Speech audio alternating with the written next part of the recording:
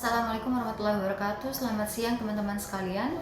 Perkenalkan saya Mardiana dengan NPM 2327210043. Di sini saya akan menjelaskan mengenai mental health atau kesehatan mental.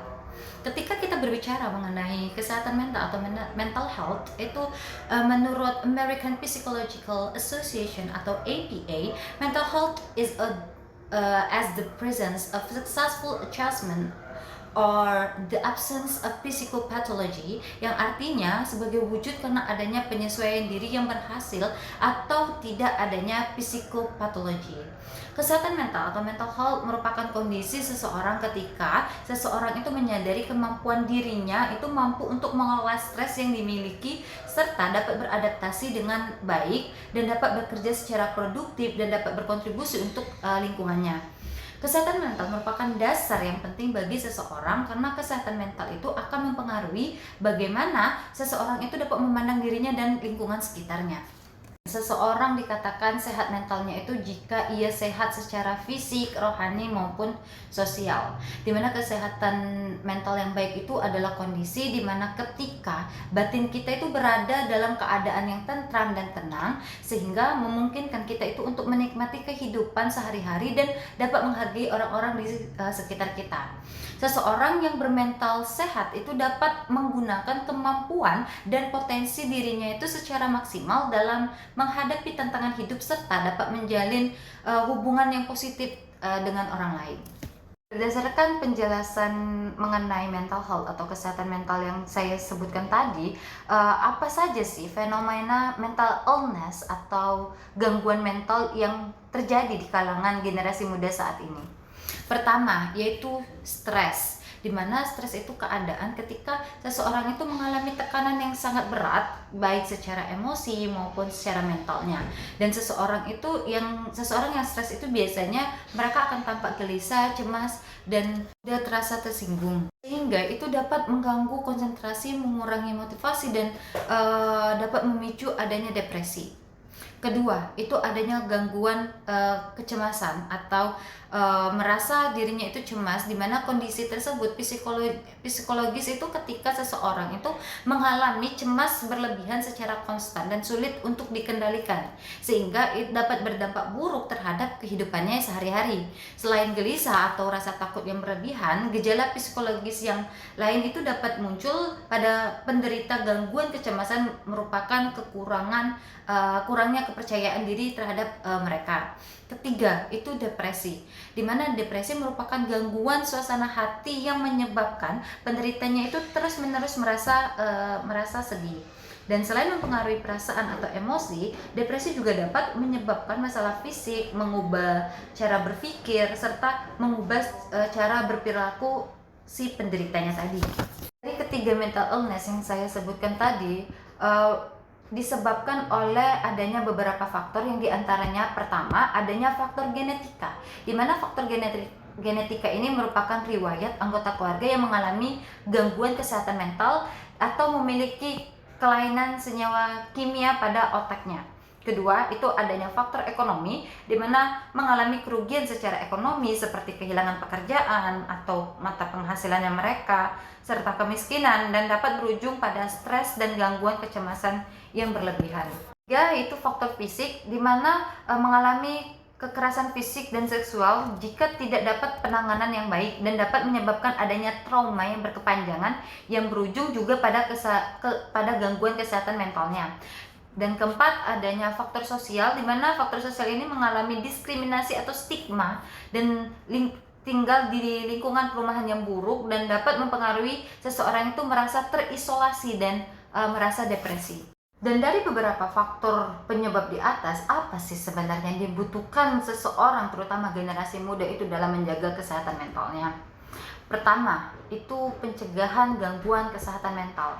Dengan cara pertama, kita bisa menjaga kesehatan fisik dan dengan dapat berolahraga dan mengatur pola makan hidup yang sehat. Kedua, kita dapat beristirahat dengan cukup. Ketiga, membangun kebiasaan berpikir yang lebih positif dan menjauhkan pikiran-pikiran yang negatif. Dan terakhir, itu dapat membangun kemampuan menghadapi suatu masalah. Itu untuk pencegahan gangguan kesehatan mental. Kedua, untuk penanganan gangguan kesehatan mental, itu orang-orang yang memiliki kesinambungan, berarti orang yang seimbang kekuatan IQ, ego, serta super egonya, itu perwujudan diri pentingnya aktualisasi diri dalam kesehatan mental yang ditegaskan oleh Reeve, di mana menurutnya orang yang sehat mentalnya itu adalah orang yang mampu mengaktualisasikan diri atau mewujudkan potensi yang dimilikinya dan mampu memenuhi kebutuhannya secara baik dan memuaskan, di mana berkemampuan menerima orang lain, melakukan aktivitas sosial dan menyesuaikan diri dengan lingkungan, dapat menerima kehadiran serta mencintai dan menghargai atau memperlakukan orang lain dengan baik. Itu merupakan aktivitas sosial yang dapat menjaga kesehatan mental kita. Untuk penyebab masalah kesehatan mental, pertama adanya tekanan atau masalah dalam kehidupan sehari-hari seperti di pekerjaan, pertemanan maupun lingkungan keluarga. Kedua, adanya trauma atau kehidupan di masa kecilnya mungkin ada yang kurang menyenangkan. Lalu dari penjelasan-penjelasan saya di atas, lalu bagaimana sih cara kita itu untuk menjaga kesehatan mentalnya kita?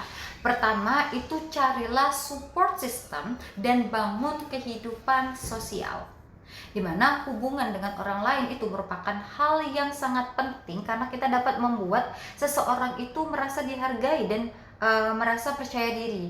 Jika kita memiliki waktu, mungkin kita dapat membangun komunikasi bersama keluarga, teman, baik itu bisa berkomunikasi secara visual maupun secara langsung untuk bertemu. Wah, luangkan waktu untuk melakukan kegiatan yang membuat diri kita itu tenang. Setiap orang pasti memiliki kegiatan yang membuat diri kita itu tenang. Semisal kita bisa mandi dengan air hangat, atau membaca buku, mendengarkan musik, menggambar, atau melakukan hal-hal yang membuat pikiran kita itu tenang dan nyaman. Nah, pada saat itu kita harus meluangkan waktu untuk melakukan kegiatan-kegiatan favoritnya kita, sehingga pemikiran serta jiwa kita atau mental kita itu juga ikut tenang, seperti itu. Tiga, itu melatih berpikir secara positif dan atur ekspektasi, dimana kita kadang itu kecewa terhadap ekspektasinya kita karena kita melakukan ekspektasi yang terlalu tinggi. Hal tersebut ketika tidak terjadi, tidak sesuai dengan harapan, maka ekspektasi yang kita buat itu akan merugikan diri kita sendiri. Maka dari itu terkadang seseorang itu perlu belajar untuk dapat melihat suatu kondisi dari berbagai macam perspektif dan berikan ucapan-ucapan yang positif yang untuk diri kita sendiri, untuk membangun sinergi atau pikiran-pikiran positif pada diri kita, sehingga dapat membuat ekspektasi itu yang sesuai dengan realita atau kondisi yang kita alami, seperti itu. 4, belajar menerima suatu masalah yang sulit diatasi atau hal yang tidak dapat diubah. Kelima, itu selalu berpikir secara positif dan memandang bahwa segala sesuatu yang terjadi di dalam hidup itu akan ada hikmahnya. Dan terakhir, itu belajar mengendalikan diri dan selalu aktif dalam mencari solusi. Ini sangat dipergunakan ketika kita dapat mengendalikan diri kita dan tidak berekspektasi yang terlalu tinggi, dan dapat memecahkan suatu permasalahan pada diri kita. Itu dapat menjaga kesehatan mental pada diri kita. Sekian penjelasan saya mengenai mental health atau kesehatan mental. Semoga dapat bermanfaat bagi kita semua. Be kind to your mind. Start each day with a grateful heart. Selamat siang. Wassalamualaikum warahmatullahi wabarakatuh. Terima kasih sudah bertahan. Terima kasih sudah